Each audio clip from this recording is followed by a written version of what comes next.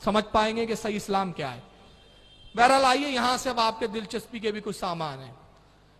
ان کے بدعت کی تعریف میں یہ مختلف ہے، مگر ایک بات پہ ان سب کا اتفاق و اجماع ہے، وہ یہ کہ اہل سنت والجماعت کو دھڑلے سے بدعتی کہو، بغیر سوچے سمجھے کسی بھی سنی کو یہ بدعتی بولتے ہیں، بلکہ ہمارے جماعت کا نام ہی انہوں نے بدعتی رکھ دیا، بدعتی جماعت۔ چنانچہ تبلیغی جماعت کے اس وقت جو بھی بہت بڑے ان کے عالم اور علامہ ہیں، سربراہ ہے، جن کا نام طارق جبیل صاحب ہے، اعلیٰ حضرت کو بدعتی ڈکلیئر کر رہے ہیں۔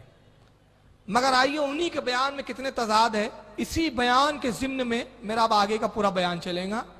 پہلے طارق جمیل صاحب پاکستان میں اس وقت موجود ہے اور تبلیغی جماعت کے ابھی سب سے بڑے ہیڈ، سب سے بڑے عالم، سب سے بڑے امیر کہلاتے ہیں۔ ابھی طارق جمیل کی بڑی عزت اور ویلو ہے ان کے یہاں۔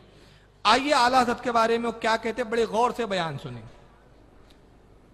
تو بریلویت کی اصل بنیاد تو احمد رضا خان صاحب کے ملفوظات ہیں۔ میں نے ان کو پڑھا نہیں، ان کے کیا ملفوظات ہیں، ان کی کیا تحریریں، میں نے وہ ہمارے اکابر کو کافر کہیں، اس سے وہ خود تو کافر نہیں ہو جاتے۔ یہ بھی سن لو کہ تک صحابہ کو کافر کہنے سے آدمی کافر نہیں ہوتا، یہ اپنے ہی اکابر کے فتاوی میں نے پڑھا ہے۔ ایک آدمی کہتا ہے سارے صحابہ کافر تھے، اس پر اس کے کفر کا فتویٰ نہیں آئے گا۔ اب وہ قرآن کو نہیں مانتا کہ یہ قرآن وہ نہیں ہے کوئی اور ہے، اس پر وہ کافر ہو جائے گا، لیکن تکفیر صحابہ کے قائل کو کافر نہیں کہہ سکتے۔ تو احمد رضا خان صاحب مرحوم اگر وہ اکابر دیوبند کی تکفیر کے قائل تھے تو اس سے وہ کافر نہیں ہو سکتے۔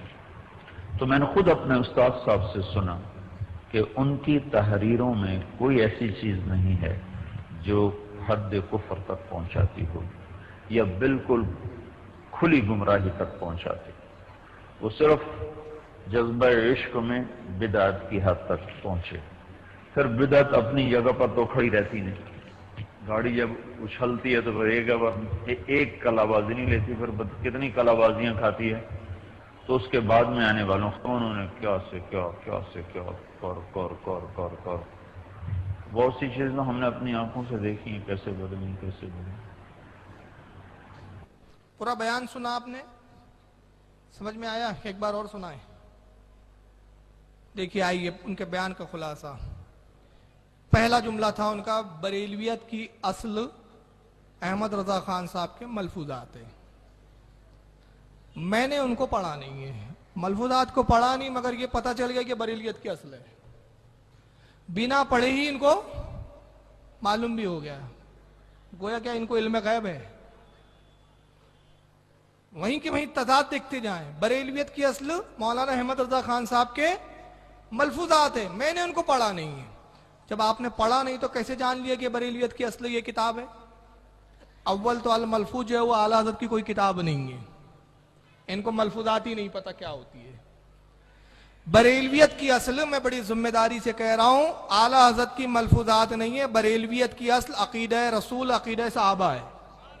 سبحان اللہ، ماشاء اللہ، بہت اور جتنی اعلیٰ حضرت کی کتابیں، سب کتابوں کو لے کر میں بڑی ذمہ داری سے، ذمہ دار اسٹیج میں پر، ذمہ دار مسند سے، ذمہ دار علماء کی موجودگی میں ذمہ داری کے ساتھ اعلان کر رہا ہوں کہ مولانا احمد رضا خان فاضل بریلوی رضی اللہ تعالیٰ عنہ کا ان کی کتابوں میں کوئی ایک عقیدہ بھی ایسا نہیں دکھایا جا سکتا جس کی تائید میں قرآن، احادیث، ائمہ کے اقوال نہ ہو۔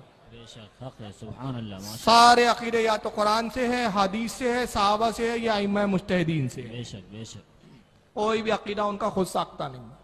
تو بریلویت کی اصل الملفوظ نہیں ہے، بریلویت کی اصل کیا ہے؟ عقائد صحابہ اور عقائد رسول اللہ صلی اللہ علیہ وسلم۔ تو پہلے تو یہی دو انہوں نے کیا۔ اب دیکھیے بدماشی، چونکہ ان کے علماء نے گستاخی کر کر کے اپنے آپ کو اتنا گستاخی کا عادی بنا دیا کہ علماء اہل سنت نے، اکابر علماء نے، بزرگوں نے، حرمین طیبین کے علماء نے ان پر حکم کفر لگایا اور کہا یہ گستاخی کی بنا پر، اللہ رسول کی شان میں توہین کی بنا پر ایسے بدترین کافر ہے کہ جو ان کے کفر میں شک کرے وہ بھی کافر ہے۔ تو اب اپنے بزرگوں کے کفر کی اہمیت کو گھٹانے کے لیے کیا کہہ رہا ہے؟ وہ کہتا ہے کہ اگر کوئی سارے صحابہ کو کافر کہہ دے تب بھی اس پر حکم کفر لوٹیں گا نہیں۔ یعنی کوئی دھڑلے سے پورے صحابہ کو کافر کہہ سکتا ہے؟ کوئی کھڑا ہو کر میں ابو بکر کو مسلمان نہیں مانتا، طارق جمیل کے کہنے کے مطابق تب بھی وہ مسلمان ہے۔ کوئی کہے میں حضرت عمر کو مسلمان نہیں مانتا، تب بھی وہ مسلمان ہے۔ حالانکہ عقیدے کا آپ دوگلا پن دیکھیں۔ اب ایک ایک چیز پر ہم چلیں گے انشاءاللہ۔ ان کے نزدیک سارے صحابہ کو بھی اگر کافر کہہ دو تب بھی وہ کافر نہیں ہوتا۔ کافر ہونے کی صرف ایک وجہ بتائی انہوں نے، اگر کوئی کہتا ہے کہ یہ جو قرآن ہے یہ وہ نہیں ہے جو اللہ کے رسول پہ نازل ہوا تھا، تب اس کو کافر کہا جائے۔ سارے صحابہ کو اگر کوئی کافر دھڑلے سے کہتا پھرے اس پر حکم کفر نہیں لگے گا۔ مگر آئیے ایک کتاب دیکھیں ان کے عالم کی، اور یہ کس کی طرف انہوں نے اشارہ کیا میں بتا دوں۔ انہوں نے کہا یہ فتویٰ میں نے اپنے ہی اکابر کی کتاب میں دیکھا، تو وہ اکابر جن کی کتاب میں یہ فتویٰ ہے وہ فتاوی رشیدیہ ہے۔ رشید احمد گنگوہی نے بھی یہ لکھا کہ صحابہ کو کافر کہنے والا سنت والجماعت سے خارج نہیں ہوں گا، وہ سنی رہیں گا، مسلمان ہی رہیں گا۔ مگر اسی فتاوی رشیدیہ